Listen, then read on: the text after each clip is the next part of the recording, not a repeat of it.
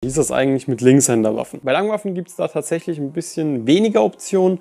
Da habt ihr aber gerade im Thema G und G sehr viel Auswahl, was auch die Linkshandbedienung angeht. Oder alternativ könnt ihr euch auch ganz einfach an eine Rechtshandwaffe gewöhnen. Ich persönlich, wenn ich dann mal mit links schieße, ich bin eigentlich Rechtsschütze, wechsle aber oft auf links, gehe dann hin, greife das Magazin mit der Hand und löse das Magazin mit dem rechten Daumen und ziehe es einfach raus. Da kann man sich auch ganz gut dran gewöhnen und alternativ gibt es ja auch von vielen Herstellern ein Umrüstkit, dass ihr den Mag Release auch noch auf der linken Seite habt. Den Fire Selector braucht man nicht zwingend auf der rechten Seite für Linksschützen. Aber wie handhabt ihr das? Was spielt ihr denn als Linksschütze? Schreibt es mir gerne mal in die Kommentare, damit auch die anderen Linksschützen sehen können, was denn die Optionen sind.